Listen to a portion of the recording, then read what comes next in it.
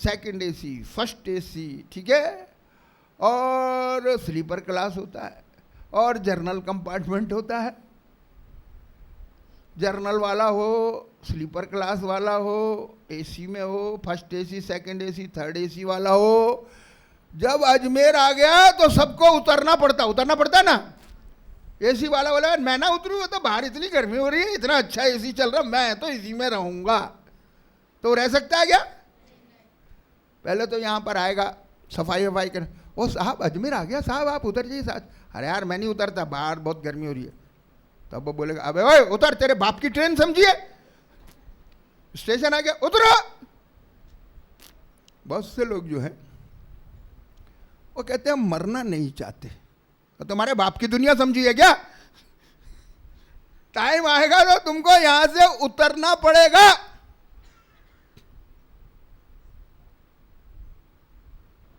एक औरत तो सुबह सुबह उठती है, कहती है फरिश्ते आ गए मेरे को लेने, स्वर्गदूत आए और मैं तो जा रही हूं। उसका आदमी बोले अरे पागल हो गई है, क्या कह रही है? लेकिन वो बहुत दुआबंदी करती थी। तो उसके आदमी ने बोला भाई क्या पता बात सच्ची भी निकल जाए, ये दुआबंदी बहुत करती है ना, क्या पता बात सच्ची भी निकल जाए। तो उसे बोले भाई तुम्हारी कोई इच्छा हो तो बोलो। अरे इच्छा क्या है जी, ठंड बहुत हो रही है, जनवरी का महीना है, एक कप चाय बना लाओ बस। तो उस टाइम पंप के स्टोव चलते थे, बेचारे ने धक्कम मक्का चाय बनाई पंप के चला के और लेके आया, देखा तो औरत तो मरी पड़ी है? ये बोला भाई मेरे को परमेश्वर से कोई गिला शिकवा नहीं है, ठीक है भाई उसकी चीज ले ली उसने। अरे आखिरी ख्वाहिश तो पूरी कर देता भाई, एक कप चाय पीने में क्या मुसीबत थी? तो जब आ गई ना, एक कप चाय भी नहीं पीने देवे हो, चलो। एक आदमी के बाद तो स्वर्गदूत आया, बोले चलो। बोला मैं थोड़ा बिजी हूं, थोड़ी देर ठहरो, मैं बिजी हूं। वो स्वर्गदूत अब तू क्या बिजी है, तेरे से ज्यादा तो मैं बिजी हूं। हैं? एक सेकंड में मुझे 12 लोग उठाने हैं, एक सेकंड, इतनी देर इसको बोलते सेकंड। बोले इतनी देर में 12 लोग रोज मरते, ऐसे करो तो 12 मर जाते हैं, ऐसे कर दिया 12 मर गए, समझ लो पूरी दुनिया में इतना करने में 12 मर जाते हैं। ये स्वर्गदूत बोलता एक सेकंड में मुझे 12 लोगों को उठाना पड़ता है, और एक जगह से नहीं, एक को अमेरिका से, एक ऑस्ट्रेलिया से, एक को लंदन से, 2 को इंडिया से, 3 को श्रीलंका से, ऐसे उठाने पड़ते हैं। तो तू बिजी है कि मैं बिजी हूं? चल, खत्म हो गया। आज हमको वक्त है, पढ़ो यशाया 55 और 6। यशाया 55 और 6। जब तक यहोवा मिल सकता है, जब तक यहोवा मिल सकता है, तब तक उसकी खोज में रहो। तब तक उसकी खोज में रहो। जब तक वह निकट है, तब तक वो निकट है, तब तक उसे पुकारो। तब तक उसको क्या करो? अरे भैया आज पुकार लो, और कल ना मिले। किसकी जिंदगी का आज आखिरी दिन है कुछ पता नहीं। ये तो बेचारा धनवान आदमी मरते मरते भी बिजी बिजी बिजी बिजी। आज जिसके मुंह से एक ही शब्द निकलता, क्या बोलता? मैं बिजी हूं, मैं बिजी हूं, मैं बिजी हूं। इसलिए मैं तो किसी के पास जाता ही नहीं हूं। मैं कहता यार सब तो बोले बिजी बिजी, और मैं तो हूं इजी। अब कोई इजी मिले तो जाऊं उसके पास, यार इजी मिलता ही नहीं है। याद रखो आज आप बिजी हो, कल को खुदा बिजी हो जाएगा, फिर खुदा आपकी नहीं सुनेगा। जब तक यहोवा मिल सकता है तब तक उसके खोज में रहो।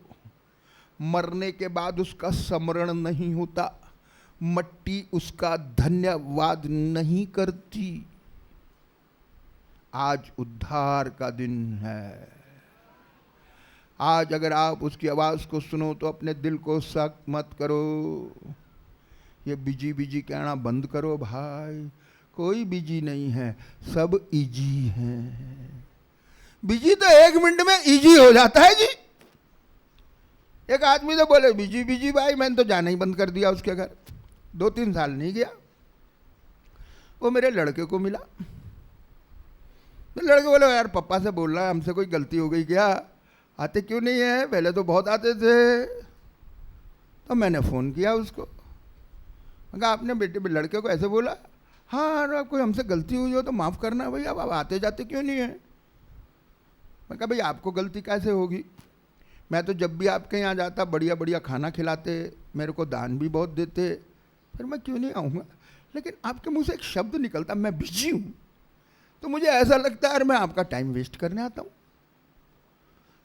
इसलिए मैंने आना बंद, क्योंकि ये तो मेरी शर्त होती भाई जिसके भी घर पे आऊँगा कम से कम 1 घंटा दुआ करेंगे, भैया मैं तुम्हारा खाना खाने और दान लेने नहीं आता हूँ, मैं तुम्हारे को कुछ देने आता हूँ, ये मेरी साइकोलॉजी है। किसी के साथ घर पे गया, उसे बात तो अरे मैं जा रहा हूँ बिजी बिजी, प्रार्थना कर दो साहब, प्रार्थना कर दो, दान ले जाओ। अरे भैया मैं तुम्हें दान देने आया हूँ, तुमसे लेने नहीं आया हूँ, ये मेरा थिंकिंग है। जब मैं समझूंगा मेरे से किसी को फायदा हुआ है तभी मैं दान लेने में मुझे अच्छा लगता है। जब मेरे को लगा यार मेरे को कोई फायदा वायदा तो इन्हें हुआ नहीं, बेचारे मेरे पे दया करके दान दे रहे हैं क्योंकि मैं ऐसे ही घूमता फिरता हूँ, चलो भाई इसकी मदद कर दो।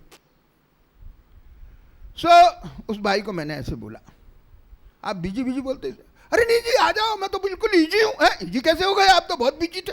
अरे हार्ट अटैक आया यार, डॉक्टर ने कहा सीधे लेटे रहो 6 महीने खाट पे, इसलिए 6 महीने लेटा हूँ भैया, आ जाओ आप, अब कोई चिंता नहीं, रात को भी इधर ही सोना और खूब प्रभु की बातें करे। मैं तो गया था, मैंने बोला यार प्रभु आप तो किसी को भी इजी कर सकते हो, फिर आप सबको हार्ट अटैक देते क्यों नहीं हो। तो प्रभु ने क्या बोला, अरे ये तो मजबूरी वाला है, 6 महीने बाद देखियो। अब 6 महीने निकल गए, आज फिर वो बिजी है। तो मजबूरी वाले नहीं चाहिए परमेश्वर को, मजबूरी वाले नहीं चाहिए, प्रभु में आनंद मनाने वाले चाहिए। वो बोलता है 100 भजन संहिता में आनंद से उसकी आराधना करो।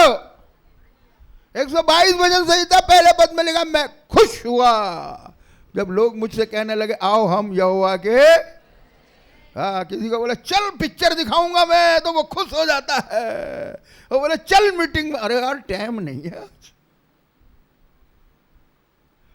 हमारी खुशी का विषय क्या है, सवाल है। दुनिया छोड़ देनी है, यहाँ से चले जाएंगे, ये दुनिया हमारा घर नहीं है। हमने देखा धनवान भी मर गया, कंगाल भी बढ़ गया। पढ़ो अय्यूब की पुस्तक 21 अध्याय 23 पद।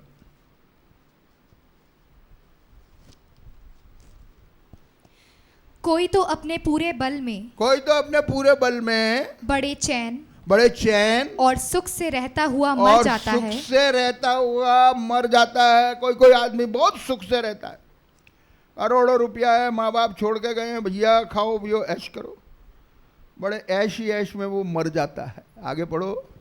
उसकी दोहनियां दूध से, उसकी दोहनियां दूध से मतलब उसके घर में बहुत दूध होता है। और पहले जमाने में जिसके घर में जितना ज्यादा दूध होता था उसको उतना धनवान गिना जाता था। पहले ज़माने में कारें नहीं थी, बंगले नहीं थे, कुछ नहीं थे, फ्रिज नहीं थे, टीवी नहीं थे, खाली दूध से यानी जानवरों से आदमी को धनवान और कंगाल की गिनती करते थे। तो अय्यूब कह रहा है भाई कितने भी जानवर तुम्हारे पास हों, यानी कितना भी तुम्हारे घर में दूध होता हो, तुम एक दिन मरना पड़ेगा। तुम्हारा कितनी भी दुनिया दूध से भरी हो लेकिन तुम्हें मरना पड़ेगा। उसके आगे बढ़ो। और उसकी हड्डियां गूदे से भरी रहती हैं। हड्डियां कितने भी गूदे से भरी रहने का मतलब होता है तंदुरुस्ती। आपके पास कितनी भी अच्छी तंदुरुस्ती है, आपके पास कितनी भी दौलत है, तो भी आपको मरना पड़ेगा।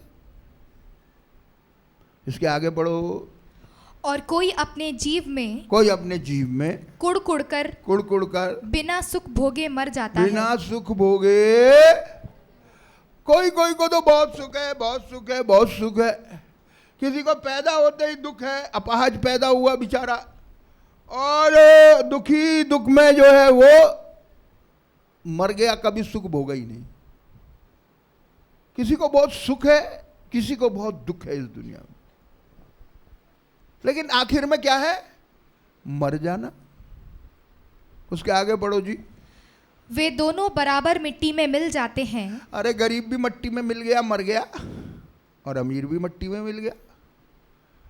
करोड़पति मरा, 6 फुट के खड्डे में डाल दिया, ठीक है, और गरीब मरा, उसे भी 6 फुट के खड्डे में डाल दिया।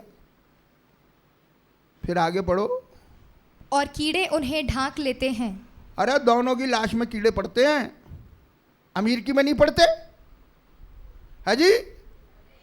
हाँ, अमीर को भी कीड़े खाते, यानी अमीर को कहेंगे यार ये तो अमीर है, इसे छोड़ दो। अरे ज्यादा तो माल इसी ने खाया है, बहुत मटन मुर्गी खाई है, अब हम तेरे को खाएंगे, बोले कीड़े बोलते। और गरीब की लाश में भी कीड़े पड़ते हैं। तो क्या इसका रिजल्ट क्या है? रिजल्ट यह है कि हम सब कीड़ों की खुराक हैं। आज नहीं तो कल, नहीं तो 10 साल, नहीं तो 20 साल में सबको कीड़े खा के खत्म करेंगे।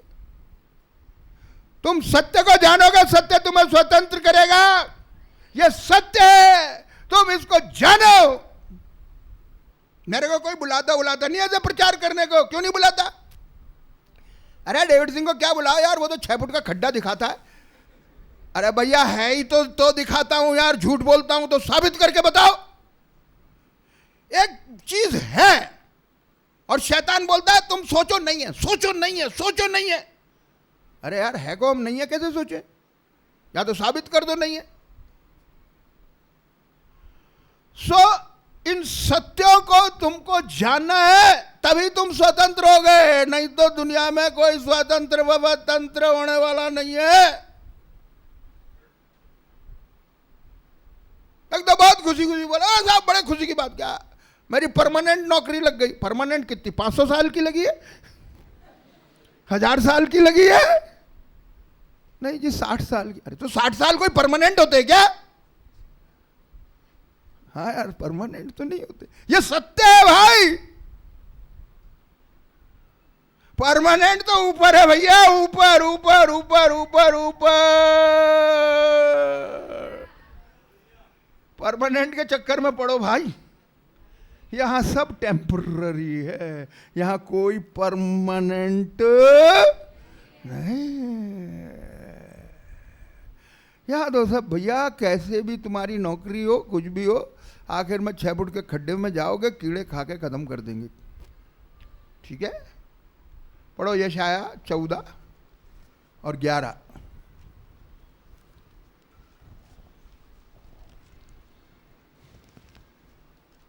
तेरा वैभव, तेरा वैभव और तेरी सारंगियों का शब्द, सारंगियों का शब्द अधोलोक में उतारा गया है। कितना भी बढ़िया बढ़िया गायक हो, rock music, pop music, disco dance, सब गया अधोलोक में, सब गया नरक में, खत्म। आगे बढ़ो। कीड़े तेरा बिछौना, आज हमारा बिछौना डनलप का गद्दा डबल बेड के पलंग के ऊपर पड़ा है। ये आज बढ़िया है हमारा, ये आज हमारा बिछौना है, लेकिन एक दिन क्या होगा, हमारे नीचे कीड़े ही कीड़े, कीड़े ही कीड़े। ये भी तो बिछौना है, इस बिछौने को भी तो याद करो भाई। अरे ये मत बताओ, डर लगता है, इससे डर लगता है। अभी डर लगे या खुशी लगे, सच्चाई तो सच्चाई है भैया। एक दिन क्या होगा, कीड़े तेरा बिछौना, और उसके आगे और केचुए तेरा ओढ़ना है। ओढ़ना क्या है? सोलापुरी चादर फर्स्ट क्लास। सर्दियां आ गई, बढ़िया बढ़िया रजाई, बढ़िया बढ़िया पंजाब के कंबल। लेकिन एक दिन क्या होंगे, केचुए केचुए ऊपर ऊपर चलते होंगे। मैंने तो कई लाशों को देखा है, कुछ कारणों से कब्र खोदी जाती है कभी कभी, कई ऐसी देखी मैंने, बड़े बड़े धनवानों को देखी, कब्र खोदी गई है, अंदर क्या निकल रहा है, कुछ हड्डी है, ये बेल्ट निकला, जूती का वो चमड़ा निकला, ये हाल हो गया। अपने आप को समझना चाहिए। अय्यूब के थॉट हैं, कोई